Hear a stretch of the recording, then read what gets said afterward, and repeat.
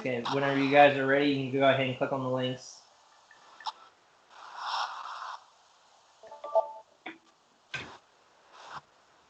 All right, what's up, everyone? We're gonna give a couple seconds here to get everyone in for our episode of Sports Harder. We're gonna give a couple seconds for all the people that are joining in to get joined in.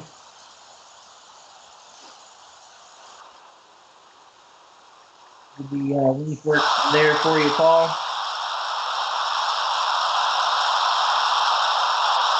Oh, yep, there we go. Awesome. All right. Well, what's up, everyone? This is a new episode of Sports Harder. We're coming at you live on this Friday evening. And as always, I am your host, Maddie Lukewarm Ice. My co-host, as always, Chris the Gorilla Binder. And special guest, Paul Scardino. Did I say that right, Paul? Yes, you did. Awesome. People mess up my last name all the time. So we're super duper excited to have Paul with us. He is the Guinness World Record holder for the most Funko Pops. And as you can see, if you're going to be watching on the YouTube version, all the pops that are behind him. So he's kind of backing up what he's saying there with having that world record. But how's it going, Paul? Good, guys. Thank you guys for having me. I really appreciate it. Awesome. We appreciate it as well. Chris, how's it going with you over there in Utah? It's cold, man. It's so cold. The high today was like 30. It's all frosty, icy. It's terrible. Well, me and Paul over here are chilling like in the 70s, you know, so. Today was a super nice day. We haven't had any cold weather at all, so I mean, we're over here, you know, like winter hasn't even started yet. So, how was everyone's Thanksgivings? Paul, how was your Thanksgiving? Yeah, thanks for asking. It was good. It was nice. It was my wife and I, and we're at home, and we made, you know, a mini turkey meal, and it was relaxing. It was nice. Nice. Awesome. Chris, how'd it go, friend? Oh, it was good. I smoked a turkey after spatchcocking it, and had a couple family members over, and yeah, it was fun. Other than I tried to cut my finger off, so. Oh, gosh, dang. That was fun. Yeah, that was fun. Yeah, I bet that was. Yeah, we had a good one. I mean, unfortunately, with everything with COVID going on right now, it was just me, my mom, and my wife. So, but it was nice just having the three and, you know, being able to celebrate it that way. So hopefully everyone listening had a safe and good Thanksgiving. You know, before we get into talking some sports with Paul, you know, we, of course, with you being the Guinness, you know, world record holder for, you know, Funko Pops, we got to ask you some questions when it, you know, comes down to that, of course. So I'll start off with my co-host, Chris. I'll let him ask, you know, the question he wants to ask first. All right. So the main thing that I had, like, I'm seeing all of your pops back there, and like wondering that can't be like even close to half. Oh Lord, yeah, that wasn't even half of it. I'll just like turn the. So that's one wall. There's another side of the room down there that has more, but that's just kind of one wall. So my question is, what was your first one, and what was your favorite one? Which one is your favorite one? Oh, cool. So my first one was gifted to me by a coworker. And it was the Spider-Man Civil War 2-pack from the Civil War movie. It was when Spider-Man was introduced into the MCU, and he was carrying the shield in that 2-pack. So I think it was Spider-Man and Hawkeye in the pack. And yeah, that was my very first one. And I'm a huge comic book fan, so I love Marvel and DC, and I love all the Marvel movies. And so that got me hooked right away just with that first pop. But my favorite pop is probably Bruce Lee. I have him up here. Let me just grab them real quick here. So the newest Bruce Lee that they came out with was the jump kick Bruce Lee. So he's in like his tracksuit and he's jump kicking. But Bruce Lee was a kind of an idol of mine growing up, and I have all his regular pops. So his pops are probably my favorite. Nice. Well, I was going to your pop collection. So which one is like the most that you have, like the one that like you have like all of them that you like that. That's hard to. So there's a lot of lines that I would like to have a complete set of, and as you guys know, as you collect pops and stuff, like it's almost impossible to kind of complete a set with all the variants, like the glow in the dark and the flocked and the metallic version of this and that. So like probably about two years ago, I stopped collecting variants for a lot of the lines. Like some of them I do, but there's just too much to kind of keep up with. And so I usually, if it's a favorite line, like for instance, He-Man.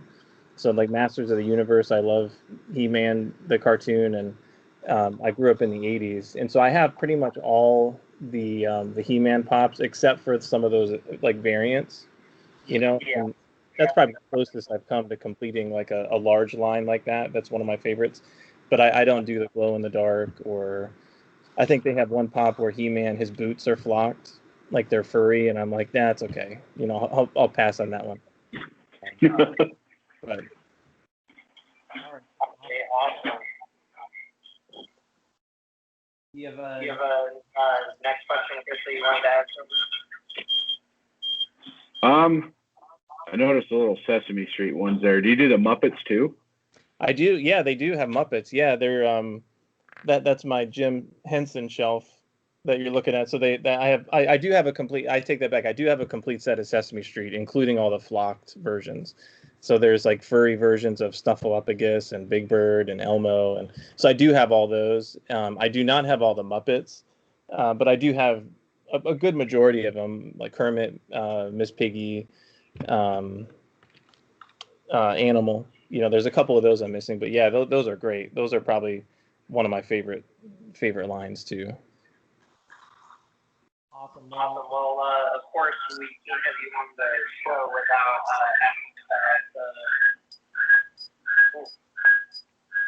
getting some feedback there.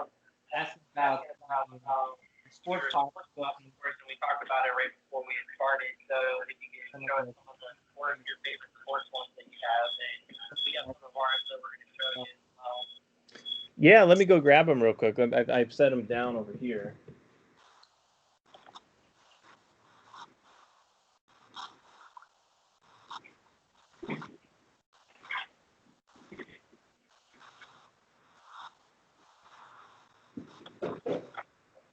All right, so here we go. So my favorite, and again, I don't know if you guys consider WWE and wrestling, kind of sports, but I do. Obviously, it's an athletic kind of thing. But so I have a lot of the WWE pops. So my favorite one of those is Bret Hart. He was always my favorite wrestler. So I do have his newest pop where he's got the jacket and his pose and all that kind of stuff. So that's really cool. I think I've met Bret Hart. I'm not sure, but I think I met him in Baltimore, in Baltimore, Maryland, where I think he lives. And I was in a Barnes and Noble, and I was looking at pops and stuff. And the next thing I knew, some guy that looked like Bret Hart, but older, obviously, was in line and looked like he had a bodyguard with him. And so I couldn't muster up the nerve to go up to him and say, hello, hey, are you Bret Hart? And but I could have sworn I met him unofficially. But that's probably my favorite, sports pop. But I did pull a couple other ones that are my most valuable sports pops, and these are both from the NBA line, and some of the very first pops that have ever come out. So it's been, let's see, I think these were 2012 is when these came out. So I think Funko, the pops started in 2011, and so this was soon after that. So LeBron James, when he was on the Miami Heat, and they won, I think, one championship together, him and two titles. So I'm from Cleveland, so it's a love-hate kind of relationship with LeBron. but it was good that I picked up this pop probably about 3 years ago, but he's going for about $300 right now, this version of him. And I have a lot of other LeBrons, like him on the Lakers and all that kind of stuff. But one I really want is him on the Cavs. and I haven't been able to find that pop yet. But the other one is Rajon Rondo when he was on the Celtics. So this is about a $300, $330 pop too, and it was a part of the first series of NBA pops that they came out with back in 2012, along with LeBron. So I think his price has been steadily going up, but just recently, since the Lakers, won the championship, and both LeBron and Rajon are on that team, I think that has skyrocketed their value a little bit. Yeah, I mean, whenever away, that he's like, sorry, oh, okay.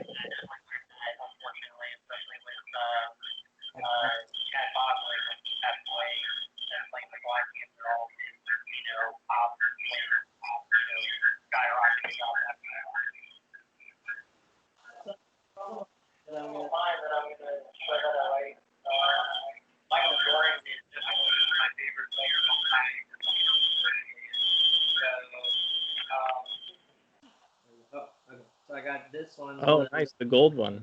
Yeah. of him jumping. So I really like that one. I have almost all the Michael Jordan ones. And then I'm an Orioles fan, so I got the Baltimore mascot there that I really like. I love that you have them out of the box. I as you can see, I usually have most of my pops out of the box, and a lot of collectors flip out when they see the pops out of the box and like, what do and I save all the boxes, but the more valuable ones, like these ones I showed you, I keep in the box. But that's awesome that you have. Oh yeah, and right now I have them like this just because we're moving, and so I had to like pack like all of mine away. So I left some out just so I could do the podcast tonight for him. And I got Michael Jordan in his black jersey. That's the Fanatics exclusive, right? That's a nice one. That's the Fanatics one. And then I got some hockey ones because I'm a big Capitals fan. So there's OV. And then right here as well for that. Now, have you seen the newest Ovechkin where I think he's got the Stanley Cup and he's got like the one tooth showing? Have you seen that one? I think it was a Canadian exclusive, wasn't it? Or it was something. So. Which I hate when they're Canadian exclusives because I feel like they're hard to get, when it comes to that. And especially with having the small Stanley Cup with it. And then, of course, being a Rams fan, I can't, not have my boy Aaron Donald. I got to have him. He's my main man. And then Jared Goff with the football and the hat.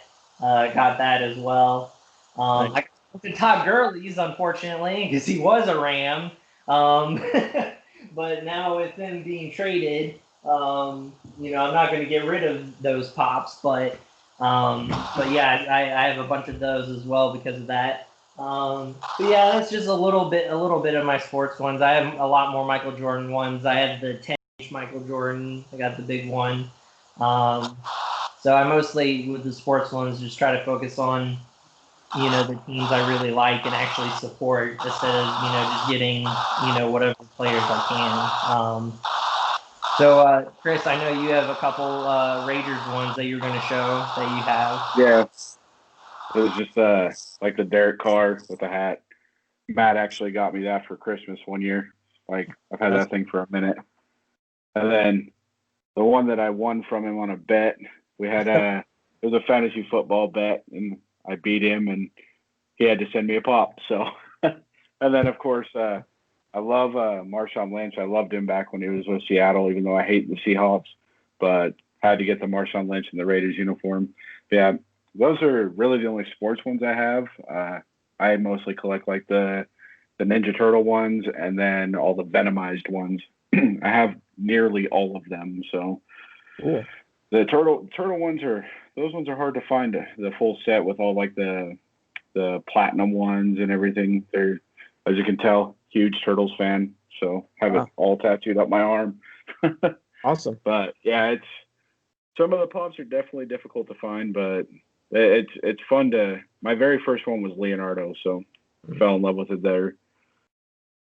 Yeah, I have all the regular, like that first line of turtle props. I have all those, and then the new line that's come out. I've been able to pick up those that have come out. But I don't. I have a couple of the grayscale, like the Michelangelo and the Leonardo grayscale, but the other ones are just super expensive and hard to find. The metallic ones and the Raphael grayscale. It's tough to find them. Yeah. And then they with the Black Friday Target special that came out today. The robot Ninja Turtle. Metalhead. Yeah. Yeah. Were you guys able to get it this morning? It's within 100. They didn't have it. Okay. So yeah, that I feel like it's gonna be a hard one to find, or they're just not sending very many of them out, which always makes me sad, because then I know that leads to the prices jacking up really high once a couple people get a hold of them. So if I find any, I'll let you guys know, because I was able to snag one online this morning when it dropped, just when it went online, and I ordered it on the app, the Target app. But if I see any out here by where I am in Winchester, I'll let you guys know. I can pick some up. Oh, awesome! Yeah, that definitely would help us out a lot with our collections that we do try to complete. Just like Chris, I mean, I collect the Ninja Turtle ones too, and so he got me into collecting when I was living in Utah. He was just like, "Oh, have you seen these Ninja Turtle ones?" And I like flipped out. I was just like, "Oh my god, I love Ninja Turtles!" And like I went to the store where he got them, and I was like, "Yeah, I want this turtle. I want this turtle. This turtle. I want April. I want like Splinter." And then the obsession continued after that. How long ago was that? Were they pricey back then, or was it when they first came out? It was when they It was when they first came out. Oh, nice. Yeah, I got Bebop and Rocksteady. Like I got all the at regular price. I didn't have to worry about them like being jacked up or anything. Yeah, I got them when they first came out. Wow. Yeah, I paid a little extra for Bebop because I could never find him, but I'm fine with it. I don't care. And all of mine are out of box too, just because I don't see the point in, like, I'm never going to resell them. I like them. I'm going to keep them. So why keep them in a box? Right. And it does, and I'll dispel the myth right now. Not that I speak for the pop community at all, or nor would they let me, but when it comes to out of box, unless you damage the box or the pop in some way by removing it or whatever, it doesn't change the value. It doesn't. I mean, and you guys know the way that you can, the way that Funko has their boxes, they flip up, so the lid flips up and the plastic insert flips up on the bottom and the top. And so you can remove and put back. So I've removed pops and put them back in their boxes so many times. Like, unless you actually damage the pop or the box, the value does not change. So a lot of people think it does, or they're scared that it might. They're not sealed collectibles, so it doesn't change the value. Well,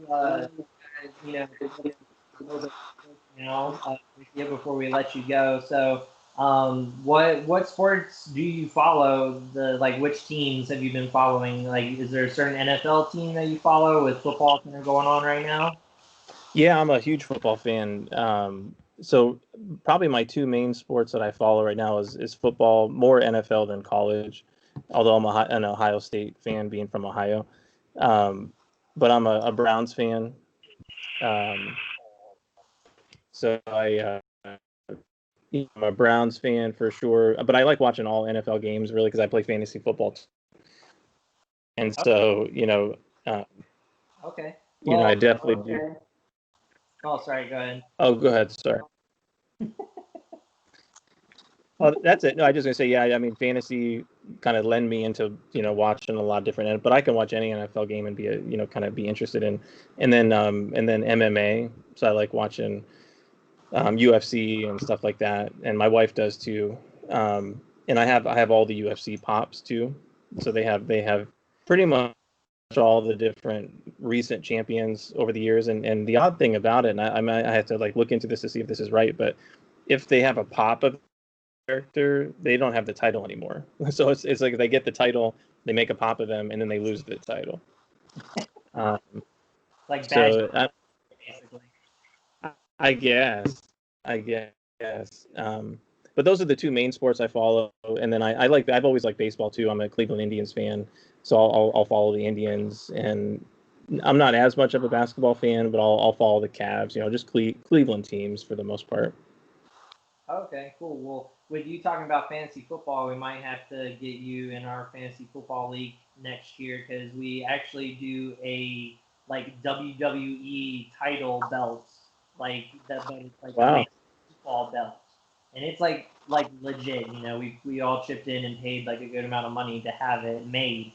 So it looks like a WWE belt, but it has fantasy football stuff on it. So the winner gets. Wow. Yeah, if you I'd love to join. Oh yeah, definitely. So we might have to get you join in next season for it. Well, with being a Cleveland fan, I don't want to step on Chris if he has any questions or anything like that. But when it comes to the Browns, how do you feel about Baker Mayfield and he had that hot start as a rookie, one year, then kind of started going downhill. This year he hasn't really wowed. So do you really feel that it's he can actually lead the team somewhere, or is it just going to be mediocre? Yeah, I think obviously there was a lot of hopes for Mayfield, and he's not a bad player. He's not a bad quarterback, but I don't think he's the quarterback. We haven't had the quarterback in like 25 years in Cleveland, but having the quarterback, I honestly think Odell Beckham getting hurt helps him. So when he doesn't feel forced or appears to feel to kind of get the ball to Beckham. So I do have an Odell Beckham Browns pop too, but I've kind of fallen out of love with that pop. But I think not having Odell on the team kind of opens it up, and they run more. They kind of have Nick Chubb and Kareem Hunt that are a great duo on in the running game, and they're more of a running team than So I think he's like I don't know if this is a comparable kind of a comparison, but he's like a who's the quarterback for the Redskins right now? He's kind of a serviceable. So it's like doesn't really make a lot of mistakes. He's not going to win you the game, but he's if he as long as he doesn't screw up, maybe the defense and the running game and these other facets of the team might pull it out. So that's kind of where I think Mayfield's going to land. I don't think he's the superstar throwing for 300 yards a game, type of player. So I don't see him being the quarterback for a long time. So. Well, the question I was going to ask you kind of answered was, do you think Odell Beckham getting hurt hindered or improved the team? You kind of already answered that. So do you think now would actually be a good time for them to try to trade off Odell? Because obviously, yeah. I think so. Yeah, I think he just doesn't seem to fit the team. He's a great receiver, but it's just not the type of team. They have a lot of other receiving weapons that seem to be pretty capable and get the job done. And that is what, to Baker Mayfield's credit, he is able to get the ball to multiple people. And it's like you might look at the stats every week and it's like, I didn't even know that guy was on the team, but he had 50 yards, receiving. So he's able to get it to all the different people that are open. So I don't think he needs a superstar wideout that he feels pressured to get the ball to all the time. It just doesn't seem to. So yeah, I wonder who they might be able, if they did trade him, who they could get, for him. The defense has been doing okay this year for the most part. They got good running backs. Maybe stole Carl Joseph from the Raiders. Yes. Well, we always do our top 5, bottom 5 teams. If you had your top 5 in the NFL right now with all the games that have been played so far, who would be your top 5 teams, you would say? So I don't know if my top 5 is going to be really credible. I haven't been following it as closely as I usually do, but I'll just kind of guess a little bit based on what I've seen in fantasy and stuff. It hurts me to say this, but I think the Pittsburgh Steelers are probably in the top 5. I think they're still undefeated. I cannot stand the Steelers, but they have a solid team, and you got kudos to them. They're undefeated, I think, still. So I think they're definitely in the top 5. The Chiefs. Are you talking AFC and NFC together? Yeah, just total NFL. Yep. Okay. So yeah, definitely the Steelers, the Chiefs. Maybe the Seahawks. That might be a questionable one. Let me throw this one out there. The Redskins, they're first in their division. I wouldn't call them top 5, but because I really don't know what I'm talking about, and I just happen to know that they're number 1 in their division. They just won on Thanksgiving, I think. So we'll throw them in there for the local fans that they have the illusion that this is going to be a good season. And who else would it be? Who else is doing really well? I'm blanking. Not the Bucks, not the Buccaneers, or the Patriots. I wouldn't put them in the top 5.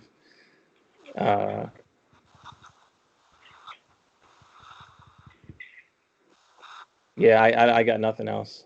Hey, that's fine, man. Kind of put you on the spot with that, anyways. When it comes to that. But we always like to do that. The top 5, bottom 5 teams. The worst teams, and then the best teams. So, all right, cool. Well, was there more questions that you had, Chris, that you wanted to ask? Like I said, I don't want to snub you out on some of the questions that you had prepared and stuff. No, I think he's actually answered most of the questions I already had. So, I mean, I was going to joke around and be like, this is going to be like a job interview questionnaire. Like, what's your likes and dislikes? Why do you want to work for the company? Like, joking around kind of thing with you. But, no, I'm actually, like, I just have to throw out, I'm really impressed with the collection. Like, good job on getting the Guinness World Record. Like, that's awesome. It's definitely an achievement, and thanks for being on, man. Like, thanks for being humble and being cool. So, yeah, oh, absolutely. Yeah, yeah, anytime, guys. Thank you so much. And maybe we can do something with, if you guys wanted to come on, I have a YouTube channel too, the Pop Enthusiast. And I think I was telling you guys earlier, but we started a collectors convo series where we kind of talk to all collectors from all over the world, and they showcase their collections, and we kind of show pictures of their collections. And so the first one of those is going to be airing this Tuesday. So every Tuesday, I'm going to try to drop a new episode of the collectors, showcase type stuff. So that's been fun. So. Yeah, awesome. Well, like find you on your Facebook, YouTube. You can go ahead and let people know. You can let them know like how to find you. Okay, yeah, cool. So I'm on. We do have a Facebook group that I think, Matt, I think you're a part of for sure. That I appreciate your posts and everything, and you being a part of it. So it's called Funko Pop Fans on Facebook, and so it's a great group of collectors that we're trying to help each other out, and there's people from all over the world that are in that group now, and the Pop Enthusiast is my YouTube channel, so that's the I just started that probably about a month or 2 ago, and so I'm just kind of gaining some steam with different videos and kind of diving into the collection. So people have been asking, like, can I see more of this and that? And so that's what the videos are for, just to kind of showcase a little bit more of the collection for whoever is interested. And then I do have an Instagram and a Twitter, the Pop Enthusiasts. On Instagram, so I try to post some pictures of the collections. And in December, I'm going to try to do like 31 days of pops kind of thing, like a Christmas theme, and just show kind of a shelf every day for 31 days, and just kind of showcase a segment of the collection. But yeah, if anybody's interested, feel free to check me out on those platforms, and we'd be happy to have you if you want to join or subscribe. Awesome, man. Cool. Well, like Chris said, like we really appreciate you taking the time to come on the podcast and chill with us, talk some sports and talk about like your collection and everything like that. So we just really appreciate you. Yeah, thank you guys. Thanks for being interested in it. I appreciate that. Alrighty, awesome, man. Well, Well, we will catch you next time, and we appreciate it, man. Cool. Sounds good. Thank you, guys. Have a good one, man. You too.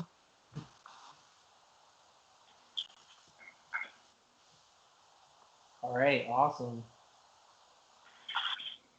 Well, just want to make sure everything goes okay with us recording on Anchor as well. Don't want that Yeah. or anything like that, when it comes to that. So want to make sure that he's able to get out of there okay. But yeah, guys, while we're waiting on that, oh, yep, looks like he just got out. Cool. Yep. Like you were saying, go check out his stuff on YouTube, Pop Enthusiast, and check out the fan page and everything. Really cool guy. I've gotten to meet him a bunch of times with collecting pops, and kind of like you said, real down to earth, real chill guy. So we appreciate that he came on and took the time for all of this. Well, let's get into to our segments and what we're doing. So let's start off with what's going down, which was the Thanksgiving games that happened yesterday. Some blowout games, man. Like it was Right? kind of one-sided. Of course, the if people don't know, the Ravens Steelers game was canceled because of the Ravens having so many people test positive for COVID. So it got moved to Sunday. But as of today, they announced that that game will now be played on Tuesday, which then postpones the Thursday night game between the Ravens and the Cowboys to the following Monday. So I'm thinking that they won't have a Thursday night game coming up, is what it seems like. They won't have one at all. Yay, one less game I can lose to you. Hey, that's my thing. I got to steal it from you. So what did you think about the Thursday games? I thought it was kind of crazy that both winners scored 41 points. That was kind of strange. Like, I've never seen that happen where the winners on the same day scored the same amount of points. Like, but no, like Deshaun Watson looked like money against the Lions. Like he looked like the Deshaun Watson that he was supposed to be all year, like everyone expected. What's funny is one of the anchors on the show. I don't remember who it was, but he popped off. He was like, Deshaun Watson's been playing really good ball. The problem is their defense sucks. And, I mean, the defense, they gave up some points and everything. They gave up 25 points, but it was funny because, like, seriously, 30 seconds after he said that was when J.J. Watt grabbed that interception, ran it back for a touchdown. He's like, well, I don't know what to say about that. It was funny to watch. But no, their defense actually kind of stepped up. They kept pressure on Matt Stafford the whole game. They did really. I thought they played a solid game. Like, yeah. They did great. But the Cowboys game, that was funny to watch because it was like turnover.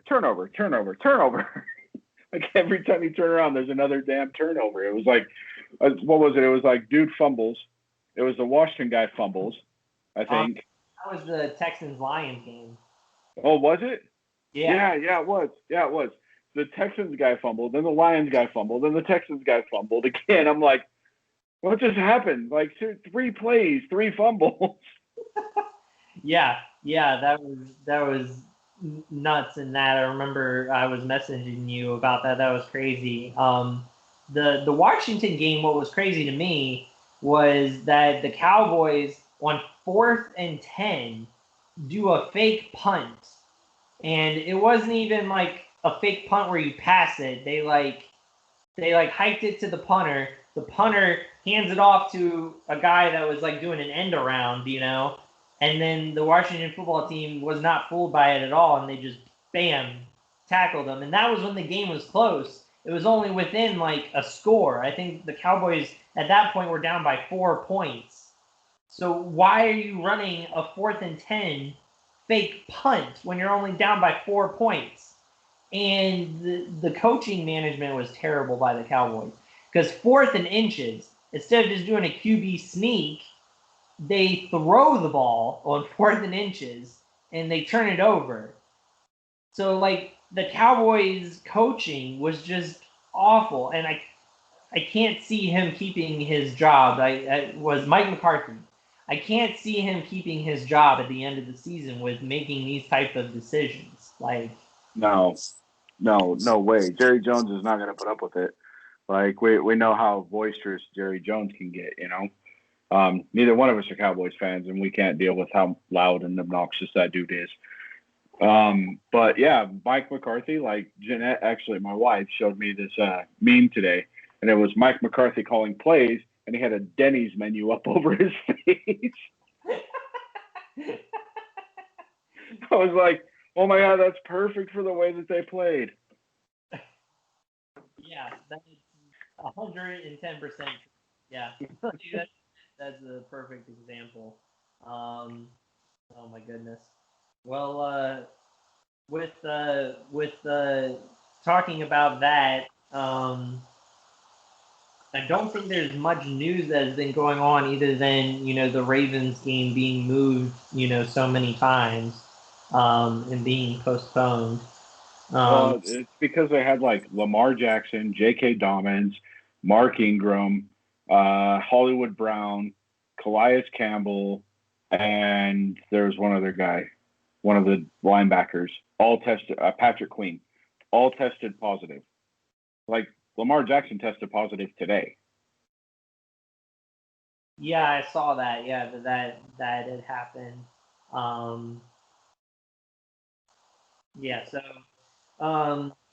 we haven't been able to talk about some of the other games that happened, obviously. I have to point out, obviously since I'm a Rams fan, the Rams beating the Bucks. I mean, that was a true test of the Rams, in my opinion. I mean, everyone thought the Bucks are, contenders, which they are. They're still in the playoff hunt. And the Rams were dominating them, to be honest. I don't think the score really justified how well the Rams were playing in that game.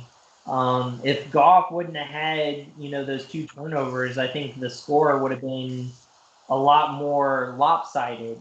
But I think the Rams defense is kind of underrated because of how young they are. Fuller, who is a rookie this year, picked off Tom Brady 2 times. The last one being the one that ended the game. And Tom Brady's not looking like Tom Brady. Everyone thinks, 2 minutes left, final drive, it's in Tom Brady's hands. He's going to win the game for him. And he throws a pick and loses the game for him. And then, of course, afterwards, Twitter blows up Tom Brady for not shaking hands with Jared Goff after the game. And this is not the first time that he's done that this year. The other games that he has lost, he has not, shook hands with the quarterback. He has, though. He has. He didn't shake hands with Nick Foles, but he did shake hands with Drew Brees both times. That the Saints beat him. But it's because he has a good relationship with Drew Brees. He doesn't have a relationship with Nick Foles and Jared Goff. No, there was another one, too, that he kind of dogged that I was really big about, too. But, yeah, it's like I was reading a thing on it, and they were talking about whether or not it was, like, loss-related, like him just being angry and running off the field and being a baby about it, or was it, like, respect for the quarterbacks? And they were talking about, like, the Nick Foles thing first and how he didn't shake his hand at the Super Bowl. He didn't shake his hand when the Bears beat him. But the first time he played them, like a couple years before the Super Bowl, before Carson Wentz came in, when Nick Foles was a starting quarterback for the Eagles, he actually went out and shook his hand on the field. Well, so, win that game. What's that? Did the Patriots win that game?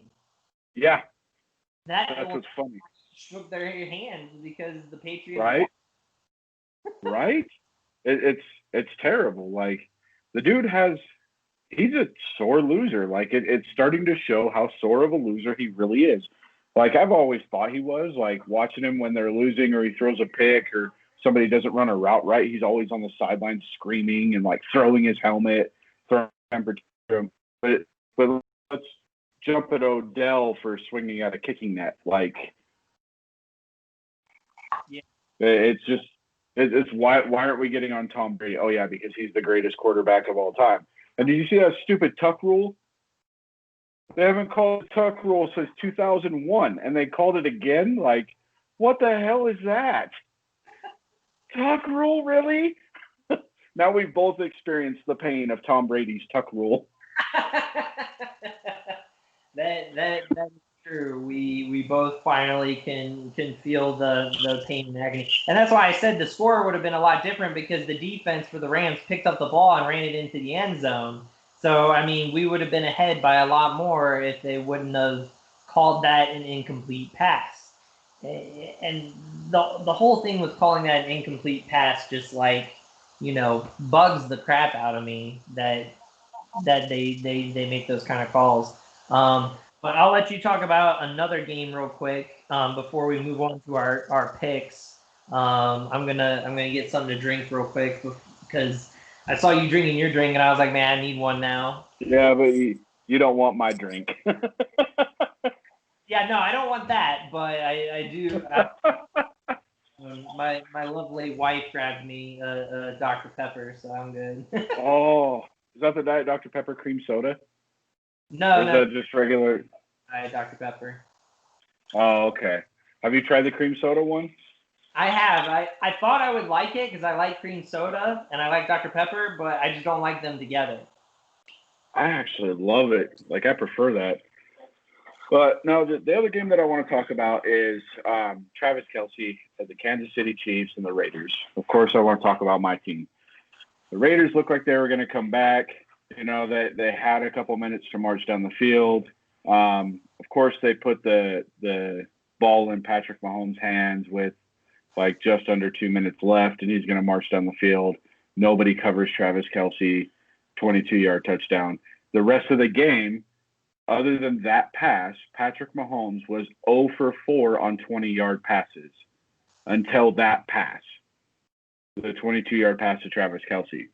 So the Raiders were actually in that game the whole time. Derek Carr threw a ball, just didn't get enough on it to get it over the defender. Unfortunately, got picked off. That was the end of the game. The big thing that I got from the game was the Raiders beat the reigning Super Bowl champions last time they played them.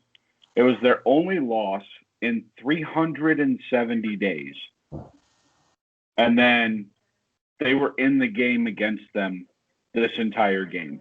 And after the game, Travis Kelce came out because I was like really pissed off at him because he was like talking all this crap saying that like, oh, this is the Raiders Super Bowl. Like this is the fans Super Bowl for the Raiders because they're just a shit team. And like, he's talking all this crap. After the game, he came back out. He's like, this is by far the best Raiders team I've played in my entire career. These guys are legit. Yeah. That right there made me feel good. Like, yeah, we took the L. We took the L on the chin, but, we lost by 4 points. It wasn't a blowout. We didn't get blown out by the Chiefs like everybody else does. Like, we actually stepped up to the plate with them, It was a tough loss. We honestly had a chance to win the game with that Jason Witten touchdown at the right about 2 minutes left in the game. That should have sealed it, but the defense just kind of fell apart after that, which is to be expected. But now they're talking about upping the defense. I mean, we just signed Vic Beasley and Tack McKinley. Tack McKinley, of course, failed physicals with two other teams, the Bengals and the 49ers. So hopefully he can pass his physical with the Raiders and stuff. I know he's dealing with like a hamstring injury, but Vic Beasley and Tack McKinley have both led the league in sacks for a year, like different years, of course. Ex-Falcons. And now they're talking about possibly signing Earl Thomas, which, as much as I don't like Earl Thomas because he's a locker room cancer, I respect the man for how well he plays the game. When he's on the field, he's hard. Like he's probably one of the best free safeties in the game, and having him will be a definite upgrade over Eric Harris. Like, I've been saying this for 2 years now, Eric Harris should not be a starter in the NFL. He is a backup at best, maybe a sub linebacker because he hits hard as hell, but he should not ever be a starter in the game. Like, for any team, it doesn't matter what team. Like, maybe he could start for the Jets, but, I mean, I love having Eric Harris on the team because he plays with heart, but he's not fast enough and he's not strong enough to keep up with some of these receivers, Well, cool, man. Well, we can move on and do our top 5, bottom 5 in the NFL. It was interesting because you gave me all kinds of crap because I think the last time we did this, I put the Colts in there. I'm pretty sure, and you were like, yeah, you did. You were like, what? The Colts? And then the Colts beat the Packers in overtime. The Colts, I feel like they can only play from behind. They always make the comeback, like every single time. They never play ahead. They always play from behind. But hey, you gave me all that crap, and look, they ended up beating the Packers. Yeah, the sad thing is they were down 24-3, and they came back and won 34-31. Like what? Like second half was a completely different team. They went into halftime down 24. I think it was 24-7 or 24-10 when they went into halftime. Yeah. Like, where did that come from? Not cool, man. Not cool. My wife was pissed. They're making me look bad on the podcast. And Matt was right. Oh, gosh. No, my wife was pissed. Well, yeah, that doesn't help either. No. That doesn't help at all. Well, we'll start off with the top 5, bottom 5. Obviously, we'll start off with the bottom 5 because that makes, the top 5 is a little bit more controversial to be able to talk about. I can start off with that. So number 5. Oh man.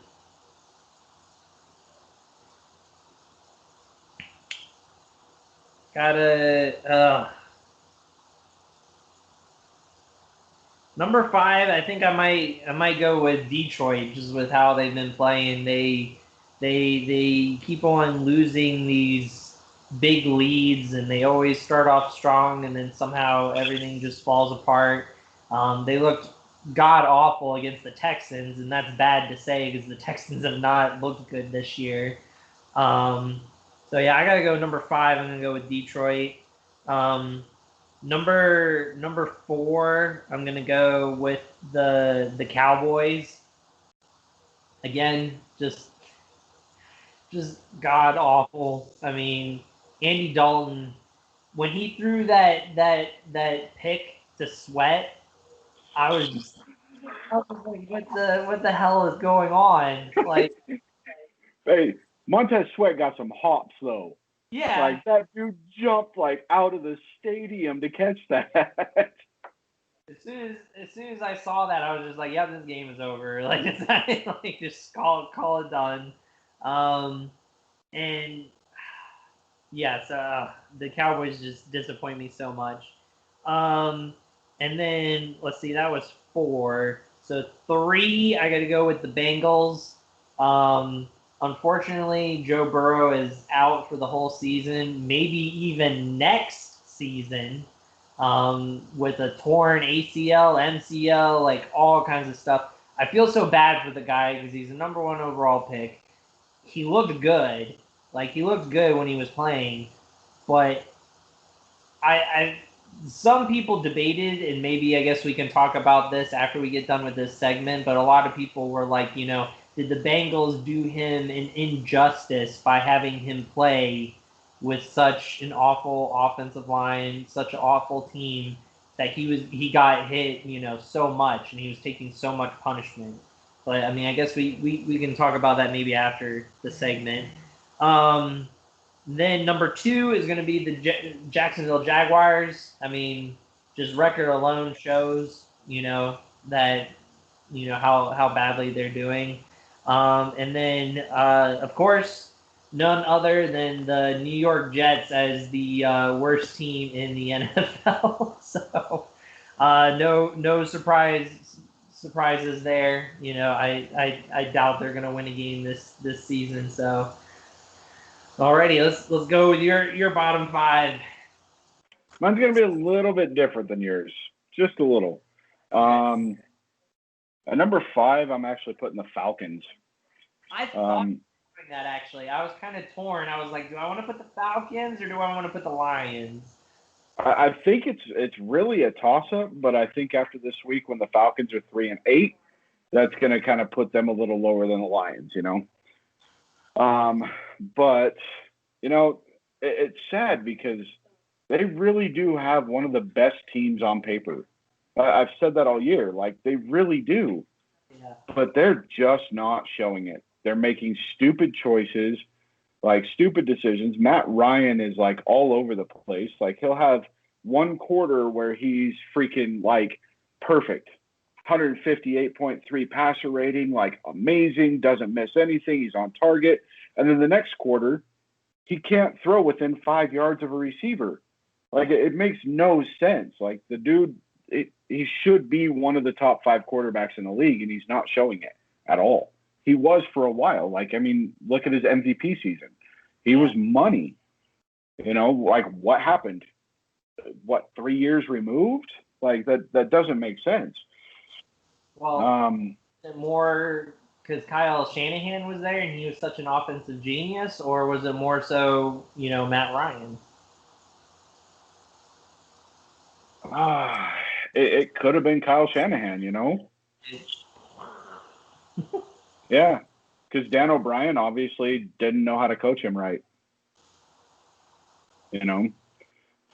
It's funny that the head coach is the one that gets all the credit when in fact it was like the quarterback coach and the offensive coordinator that really pushed Matt Ryan to be that good. Like Kyle Shanahan was an amazing offensive coordinator, and of course he went to the Niners.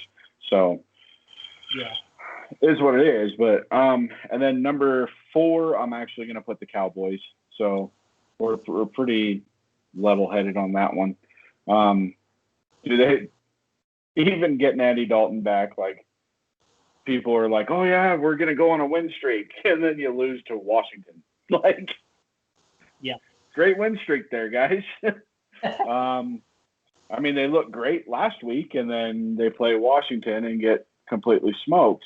That could be that it's a divisional rival and everything, but at the same time, that just jumped Washington to first place in the division from last place. 1 game. Yeah. That's terrible. That division sucks. Number 3, I'm actually going to put the Jaguars simply because their future actually looks brighter than the Bengals right now. So the Jaguars have been the number 2 worst team all year, and the Bengals have been number 3, but losing Joe Burrow kind of jumped the Bengals into that number 2 spot, I think. Because who do they have? Ryan Finley, who's going to be playing for him? Like, who knows? Like, the dude could ball out, He could be the next Justin Herbert, just come in and ball out. But I don't think the Bengals I'm just throwing it out there. They didn't do Joe Burrow any justice at all. Like they didn't put any weapons around him. They didn't put any like safety valve around him. And like it's not on the NFL. Like this was on the Bengals, 100%. And when you have the player that hit him, I can't remember who it was that actually hit him, but they actually showed a picture of the player that hit him that messed his knee up. Right after, he immediately like called people out and was like down on the ground next to him, like trying to make sure he's okay. And he's on the other team. When that happens, it's bad. Yeah. So I mean, I made a joke when you told me about it, and I was like, and then I saw the thing. I was like, oh yeah, next Sam Bradford. But I mean that to me, he could be the next Teddy Bridgewater. Get injured like that and be able to come back and tear it up. But yeah, I don't know. The Bengals, man, their management is terrible. And then of course, number one, Jets. Like, we don't have to discuss it. They suck. Awesome. Well, now the exciting part, the fun part, doing the top 5 in the NFL. So let's have you start off with it this time, since I started off with the bottom 5 on the last one. So number 5, with that loss to the Colts, I still don't think the Colts are top 5. And I think they're number 6. I think them beating the Packers was kind of a fluke. Okay. But I think the Packers are still in the top 5. I think they're the number 5 team. Yeah, I would say they're the number 5 team. Okay. And something just happened here. Give me a second. My mouse just decided to take a crap on me. Yep. So awesome. The Packers were number 5? I'll put the Packers at number 5. At number 4, you're going to love this, but I'll put the Rams. Like, the way that they played, man, I mean, they balled out. They did. Like, and I told you, I was like, Jared Goff he's money. And having 2 receivers have 13 catches each with over 120 yards each. Like, that's the first time in Rams history that's ever happened. Robert Woods and Cooper Kupp went off. Everything they caught, they were running. It wasn't catch and get tackled. It was catch and keep going. Like Cooper Kupp, I think he had 140 yards. 78 of that was run after catch. Yeah. Like, that's an amazing stat to see. Like, the Rams team is helping Goff out, and that's good to see. It's not all on Goff's shoulders. They're following his lead and they're running with it. They're doing a great job. So yeah, I have to put them at number 4. Number 3 is the Saints. They had a bye week, but they still they're on a 7-game win streak. They're money. They're doing great.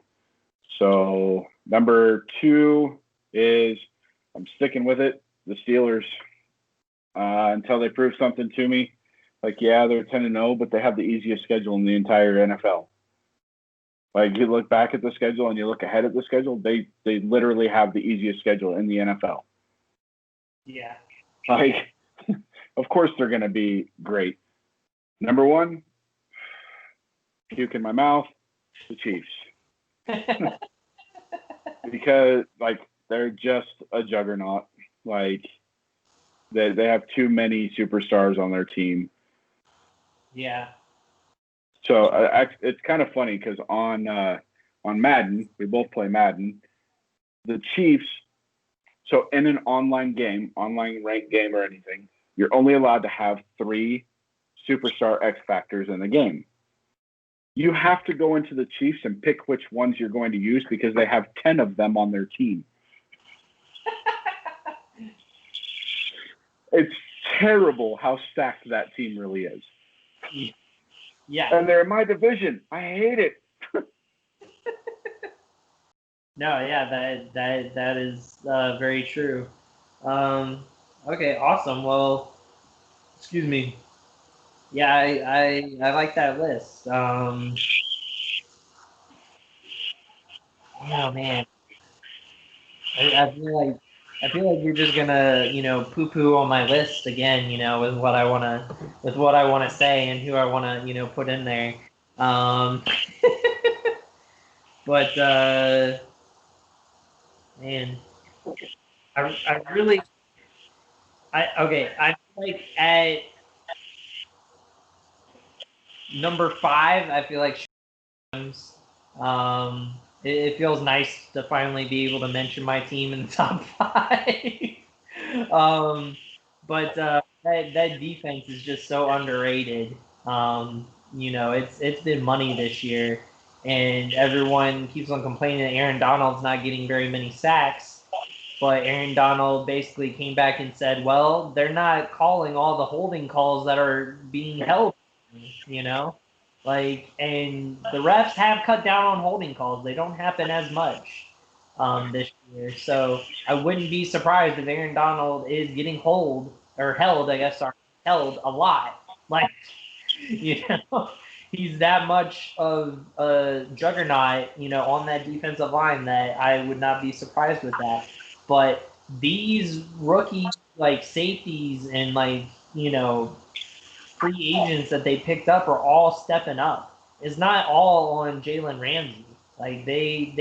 He has some people helping him out. They were doing so well that they had Damian Williams covering Antonio Brown just so Jalen could stick with Mike Evans the whole entire game. And after Jalen stuck with Mike Evans, he didn't get any. Mike didn't really do much against him in the game once he stuck with him. So really quick, I just have to throw this out there for you. Aaron Donald is tied for second place. Or no, he's in second place, third place technically, for sacks at 9. Myles Garrett and Trey Hendrickson are leading the league at 9.5. So by a half a sack. Yeah. So, I mean, he's getting stuff done. And Leonard Floyd's in the top 10, too, from the Rams. How many sacks does Aaron Donald create because he takes the double teams? Yep, exactly. As long as Jared Goff can cut down on the turnovers, we could be a decent team going into the playoffs. But he just has to cut down on turnovers, making those stupid, silly mistakes. At number 4. Man, I still stand by it, man. I got to put the Colts in there. They have the number 1 defense. I know you're gonna say that. I knew you were gonna do that. They have the number 1 defense. Philip Rivers has been looking good. He's been better. He's been, keeping the turnovers down. I just feel like they got something going, and beating the Packers proved a lot for them, I feel.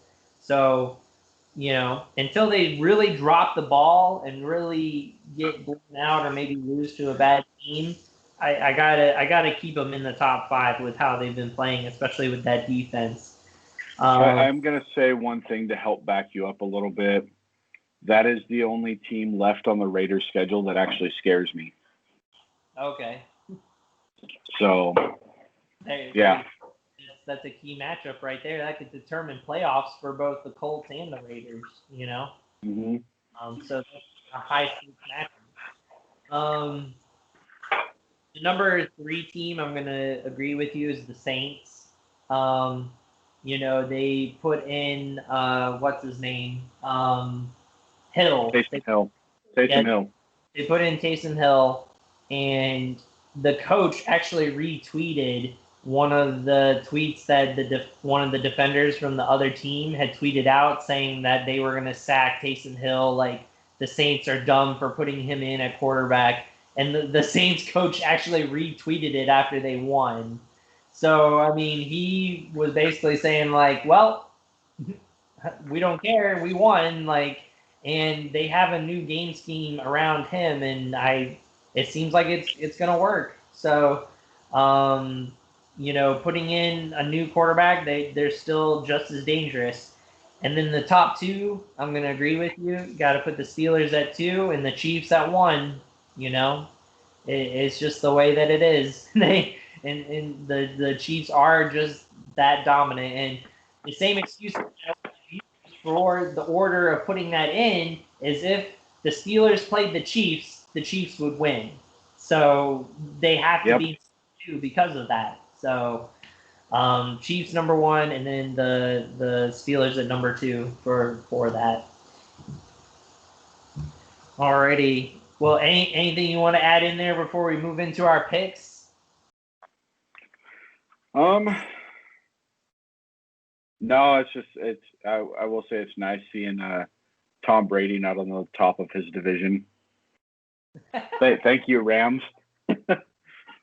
No problem. We do what we can. Hey, that put our team in first place in our division. So yep. Mine's in second, of course, because of the damn Chiefs. All right. Well, let's get into the picks of the week. NFL picks of the week. Right now, the new updated scores are: I am at 133.5 and 46. You are at 119.5 and 56. Oh, I made up some ground. I was 17 down. Yeah. I'll call it a comeback. Comeback City, right there. You're ready for it. Let me see if I can find my picks and my locks little picture thing. Is it out there? It's not out there anywhere. My lovely assistant here is grabbing it for me. Come here, lovely assistant. Come here, lovely assistant. Yes, come here. Let's see Melanie the Felony. Yeah, exactly. That's what I'm trying to Hop on and say hi. Hi. How's it going? Good. How are you? Good. Good. Who's your top 5? Who are my top 5? Casey. Okay. For one. Steelers. The Rams, I guess. At number 3. No. Oh, okay. You were going in order. So 1 was the Chiefs. Yeah. 2 was the Steelers. Yeah. 3. I don't know. You're supposed to know these things. You listen to the podcast, don't you? Look at these teams right here. You're going so fast. Well, definitely not any of them. They're not any good. As she points at the NFC East. No. I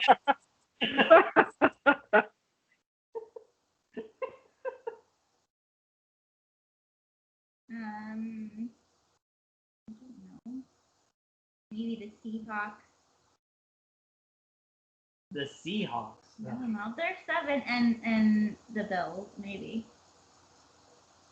What, the Bills are what, 3? Yeah. Then who's 4? And then the Seahawks. The Rams are at 4? Yeah. And the Seahawks are 5? Yeah. Okay. Hey, everybody's entitled to their opinion, even if it's wrong. Just kidding. You didn't even put in there. They're 8. Yeah, but Drew Brees is out now, so are they gonna? Taysom Hill is good. He's been on the team for 3 years. Yeah. He kind of knows his stuff. I don't know. We'll see.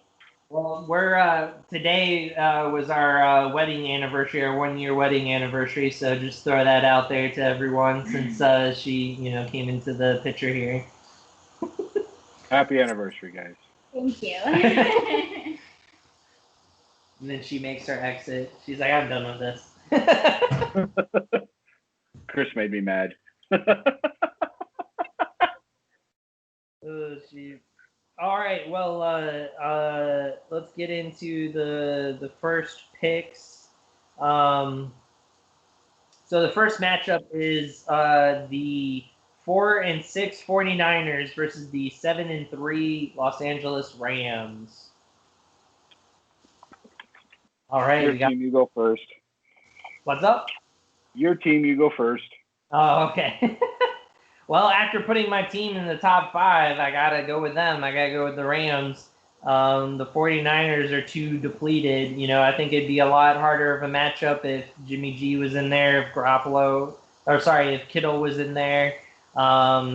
Nobody on defense really. So, and I feel like the Rams are a different team now after that bye. I feel like the bye really helped us out. So, yeah, I'm definitely going with my Rams. I'm going to agree with you and go with the Rams as well. Awesome. Nice. All right. Next matchup is the 6-4 Raiders versus the 3-7 Falcons. You get to start off because it's your team. No. Yep. So this one scares me because it's a trap game. It could be a trap game for the Raiders because the Falcons are better than their record actually shows. They really actually are a good team. They just haven't put it together to win the games. They haven't been able to finish games. But the Raiders are proving something this year. And me being a Raiders fan, like I try to say that, but when we go 2-14 in a year, and then we turn around and we go 5-12, and then we go, or 4-12, and then we go 7-9. It's like, okay, we actually have a decent chance this year to go like probably like 12-4 or 11-5. Like we have a good shot at that, especially if we handle business against these guys. So I'm going to lock this one in and throw the Raiders up. Oh, you're going with the lock? Yep. Locking it up. I don't think the Falcons have an answer for Josh Jacobs or Darren Waller. And I think Henry Ruggs has a big game. Ah, all right. I like it. Well, I'm gonna go with the Raiders as well on this one. Like you said, it might be a hard-fought match, but I think the Raiders will be able to take it against the Falcons. All right. Next matchup, the 3-7 Chargers versus the 7-3 Bills. I think this will be a little bit harder of a matchup for the Bills than what people are going to think, just because of the Chargers' record. But I think the Bills will be able to take this one. They just, have a better defense than what the Chargers do. And the Chargers have to go to Buffalo to play it. It's going to be probably cold as hell there. Hell's not cold.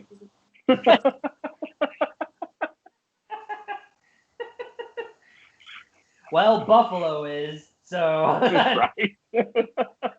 well, there. So I think that's going to do not so good for the Chargers being in that cold weather. I'm going to agree with you, and I'm going to go with the Bills on this one. Like, the Chargers are going to put up a fight. I think it's going to be a close game, like probably a three-point game, maybe a 6-point game. It'll be a one-possession game because the Chargers, that's kind of what their MO has been all year, is like they're not losing by a lot. They're just losing, It sucks to say because Justin Herbert isn't getting the credit that he deserves. The dude is balling out.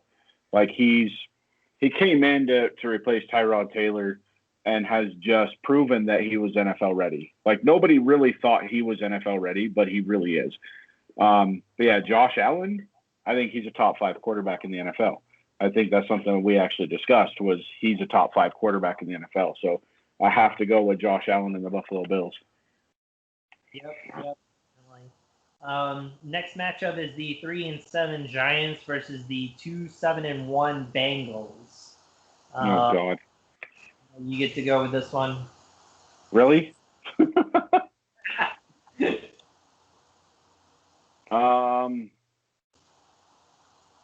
Eeny, meeny, miny, moe, Giants. That's really what this one feels like.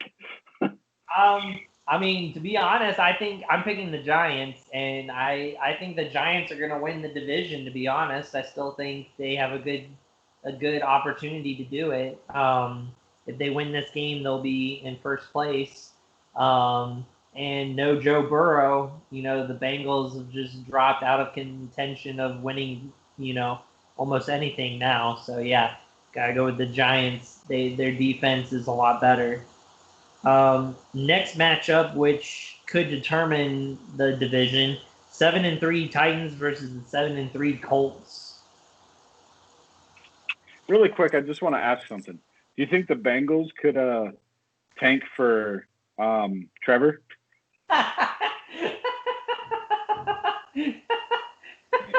They got a chance. I mean, right?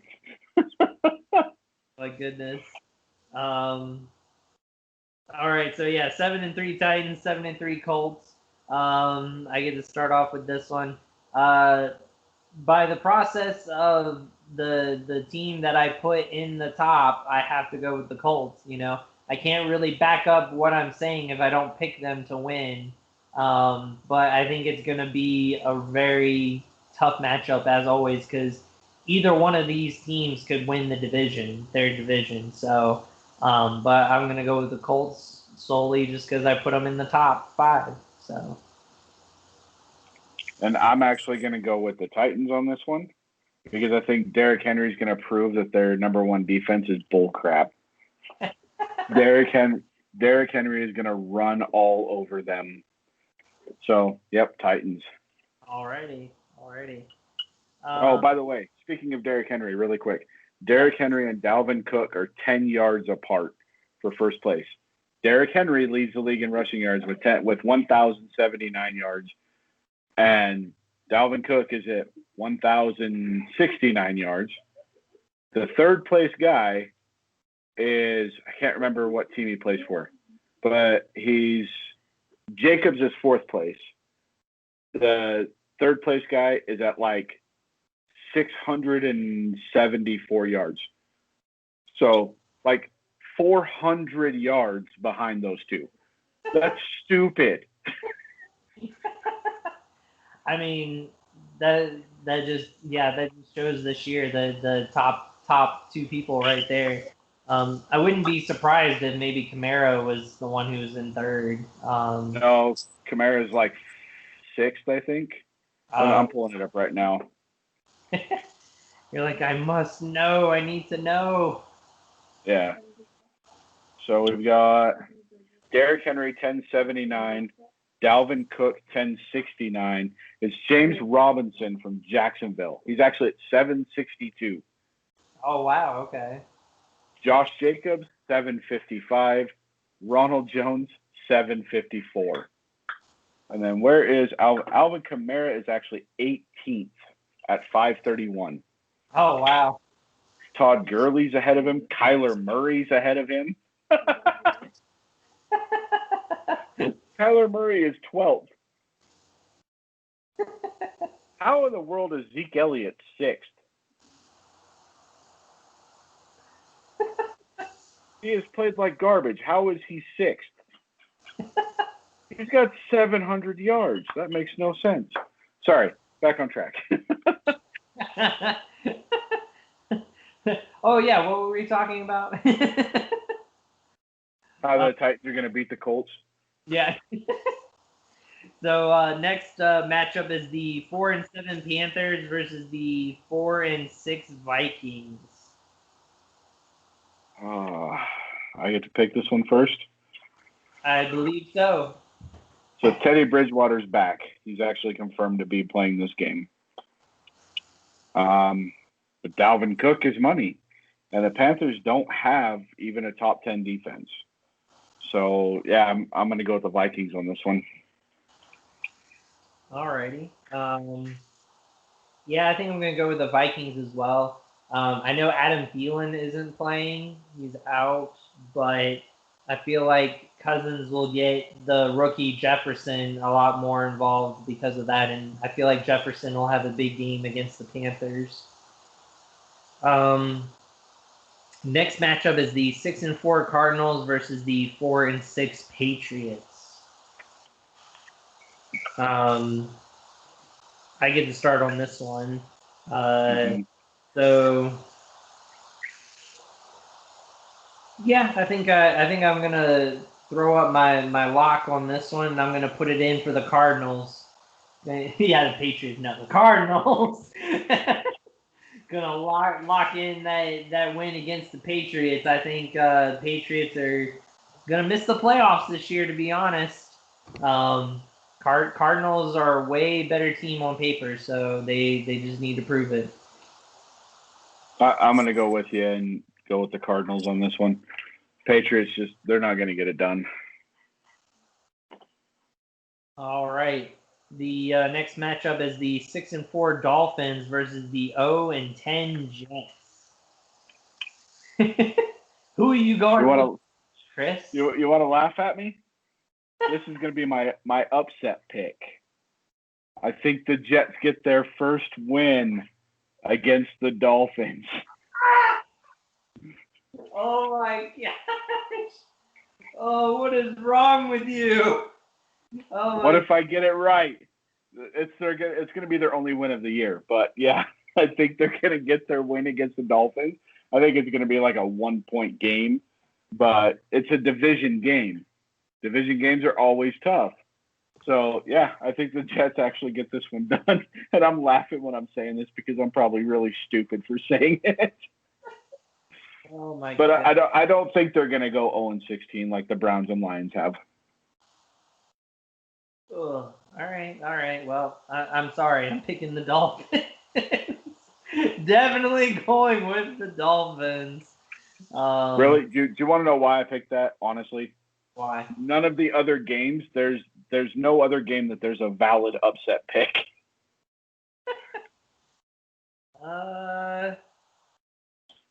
Yeah, there isn't really too many. Yeah, so I'm like, screw it. I'm going to go out on a limb. Yeah, I take the Dolphins, though. But yeah, I got the Jets, so we'll see. Oh, my goodness. Giving some hope to the good old Jets fans. Next matchup is the 7-3 Browns versus the 1-9 Jaguars. I'm gonna go with the Browns on this one, just because the Jaguars are in the bottom 5, so I mean can't really say much for them. So it'll make Paul happy, our special guest that we had. That were well, at least I'm going with the Browns. I don't know who you're picking. Well, I picked them to win the division, remember? Yeah, that is true. They're second place in the division right now. So I'm actually going to go with the Browns as well. They have been playing lights out since Odell Beckham got hurt. Like, I don't ever wish injury on anybody, but him getting hurt was probably the best thing that ever happened to the Browns because they've been playing lights out since. They've been torching people, like just tearing people apart, and the Jaguars are a joke. So, yeah, the Browns. Yeah, I think if the Browns stick with having such a good run game with Chubb and Kareem Hunt, they're going to be good. But if the game has to be determined by Baker Mayfield's arm and his arm alone, then they'll be in trouble. So they just they don't fall behind quickly, or, where they have to stay away from the run game, because I don't think they would be able to win with Baker Mayfield. So, see, I think Mayfield's got a good arm. I think the problem was with Odell Beckham.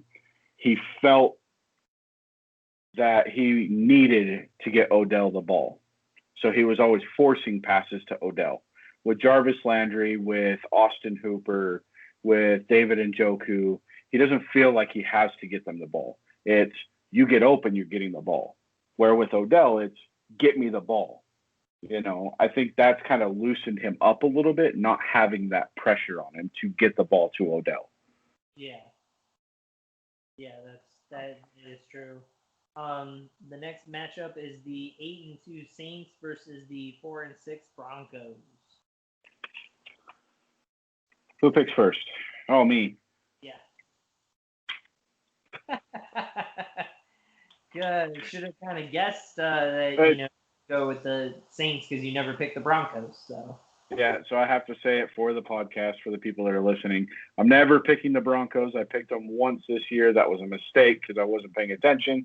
It's going to be the Saints all day. Taysom Hill's going to light up the Broncos defense. Yep, I agree. I'm going to go with the Saints on that one. Easy peasy, lemon squeezy when it comes to that pick. Alrighty, next matchup is the 9-1 Chiefs versus the 7-4 Bucks. I get to go first on this one. I know everyone's making a big deal about this because of Tom Brady versus Patrick Mahomes and, them going against each other in the playoffs, and Tom Brady, when he was with the Patriots at least, has the upper hand in the record. I think it's like 2-1.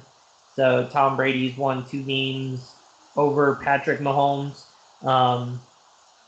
The Chiefs are too much of a juggernaut to not pick them. So, I mean, I'm going to go with the Chiefs on this one.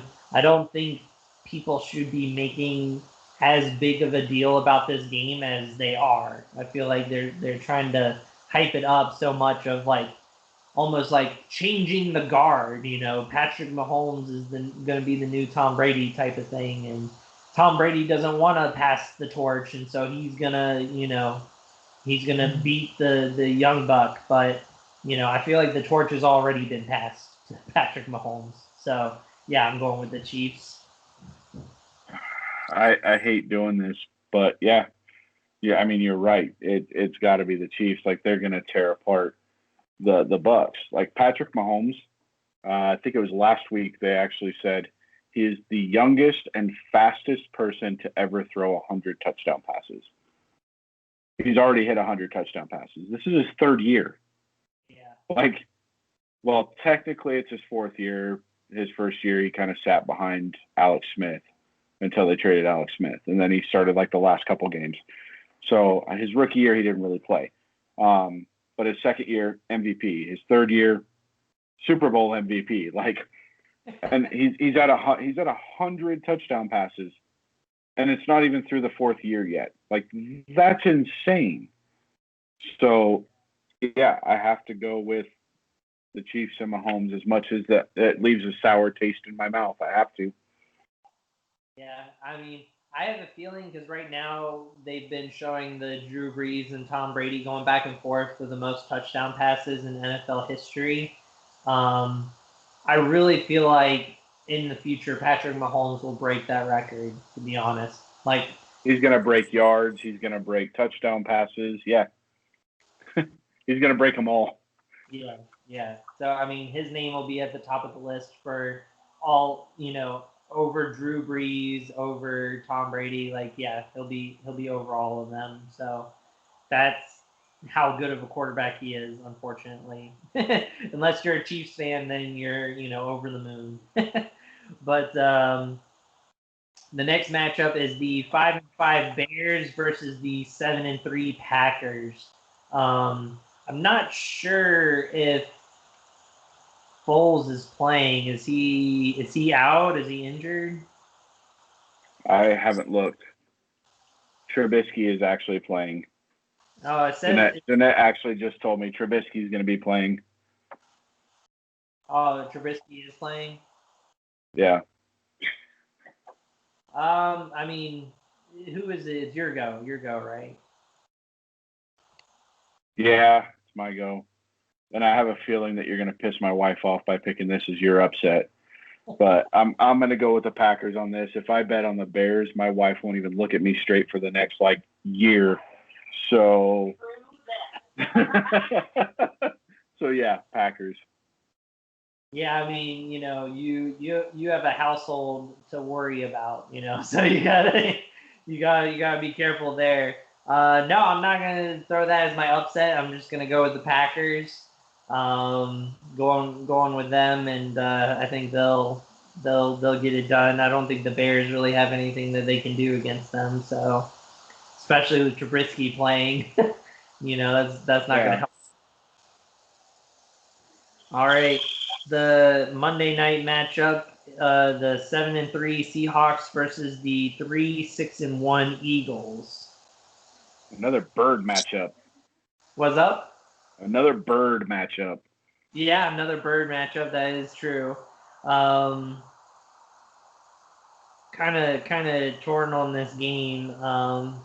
I think I'm gonna go with the Seahawks though, just because I feel like the Eagles, they're in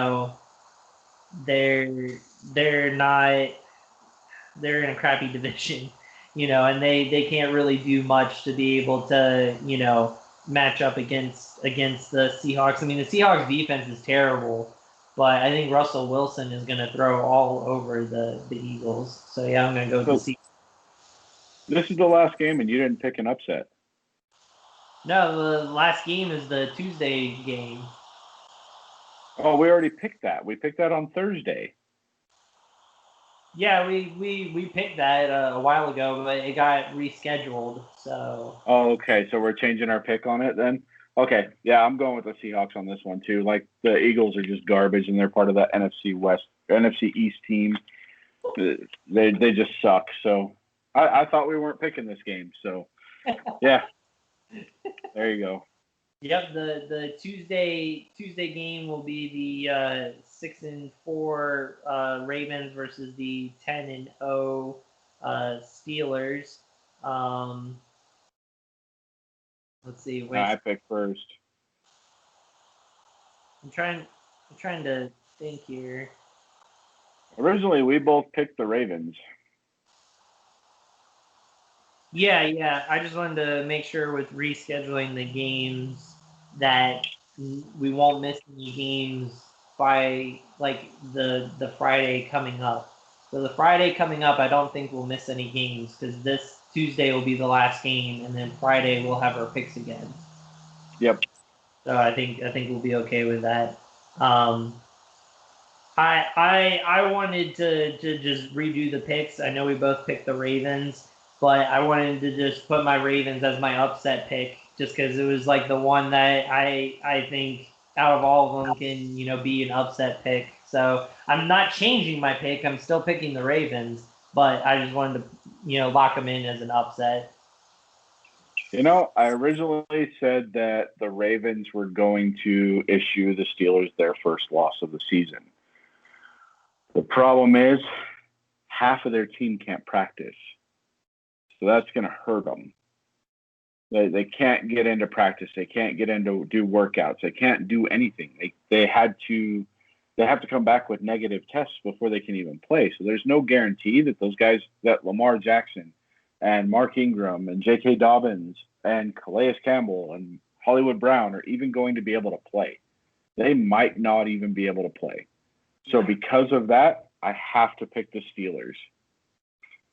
So I'm going to pick the Steelers and have them go 11-0, unfortunately. But all I can say is that keeps the Chiefs out of being the number one seed. So yeah, like you said, the Steelers with their matchups going forward. I'm trying to look at some of the games that they have going forward here. What is their not like? Oh, the Washington football team, which should be a game they should win, will be week 13. Week 14. Let me see, who do they have? They have the Bills, so that might be a loss for them. That's going to be a tough game for sure. Do they still play the Jets, or did they already? Let's see. Well, then they played. Nope, that's not them. Whoops. Then they play. Then they played the Bengals in week 15, so that should be a win. Week 16. Let's see. They play the Colts, which should That be. could be a tough one. And then week 17, the Browns. So I think they're going to finish 13-3. Honestly, I don't think they're going to take the Bills, Colts, or the Browns. I think that's going to be the game that decides the division, and the Browns win that division because of that game. It could come down to that if the Browns can keep up what they're doing. Yeah, it could come down to that game determining the division. So, which is crazy at 13-3 that you're fighting that hard just to win a division at 13-3. Right. So that would mean the Ravens don't make the playoffs, like I called. Ravens and the 49ers at the beginning of the year. I said neither one of those teams will make the playoffs. I think I agreed with you about the 49ers, but I didn't agree with you with the Ravens. I thought the Ravens would. So, but you said the Ravens were going to win the division. Yeah, you said the Ravens were going to win their division. Yeah. I mean, they added a lot of weapons in the offseason. They looked pretty unstoppable, Right now, it's just not coming together. It's not gelling together. So, yeah. I I don't know if it's more so they're not using Lamar the same way that they did last year, or Lamar is just not doing as well. I don't know which one it is. I think it's teams figured out how to play him. That's what it is. It's teams figured out, hey, he can't throw the ball, so let's put a spy on him all the time, so he can't get outside and run on us. I think that's what happened, and that's what I said was going to happen at the beginning of the year. Is he's not a good. He has a strong arm, like he can throw the ball a mile, but he's not accurate for crap. Like he's as accurate as Jamarcus Russell was. I mean, that's terrible to say, but he really is. Like, he's got like a 57% accuracy percentage. Like, he's not accurate. Yeah. Yeah, that is true. And, unfortunately, I never thought that, he would be the quarterback going forward for them. He always seemed like a Colin Kaepernick, to me, or an RG3, where it was just, a flash in the pan, I'm laughing because RG3 is his backup. That is true. You are not wrong about that. That is unfortunately very true. Alrighty. Well, that I think wraps up our picks of the week because we don't have a Thursday game. Take here. Yeah, there's not going to be a Thursday night game because originally I was supposed to be the Ravens and the Cowboys, but that got moved to the following Monday. So we'll get the new picks and everything like that when we come back again. So is there anything that you want to add before we wrap things up? Earl Thomas, still not signed. Probably going to the Raiders, but still not signed as of right now. You're going to be so happy that you don't have to say that anymore once he becomes a Raider. Now, if he becomes a Raider, you're just going to have to be like Earl Thomas, the Las Vegas Raider. Yep. Awesome. We appreciate all the listens and all the views on YouTube and stuff like that. Definitely check out, if you only listen to us, definitely go check out the YouTube, especially with our guest Paul with his Guinness World Record pop collection. He had a lot of his pops behind him showing them off. So definitely go look at that on the YouTube page, which is really cool. Check us out on Facebook at Sports Harder Podcast. Check us out on Instagram, sports_harder_podcast. Check us out on Twitter at Sports Harder P, capital S, capital P. Check us out on our YouTube. Subscribe, Sports Harder Podcast. And hit the notification bell. Yep, exactly. Get the subscribe, hit the notification bell. We're gonna keep doing the videos, keep having fun with that. Hopefully in the future we'll be able to add some more fun stuff to it, when we can do more editing and stuff like that. Hopefully that'll be in our future. I'm gonna try to, get that going. As always, listen to us. If you just only want to listen and not look at our ugly mugs, then you can listen to us on Spotify, Apple Podcasts, Anchor, anywhere that you can listen to podcasts, it'll be uploaded to it. So you just have to go and give it a listen. I think that's about it. Anything else that you wanted to add? No, I hope everybody had a great, safe Thanksgiving and happy holidays, guys. Yeah, definitely. Happy holidays, and we will catch you guys on the flip side. Later. Peace.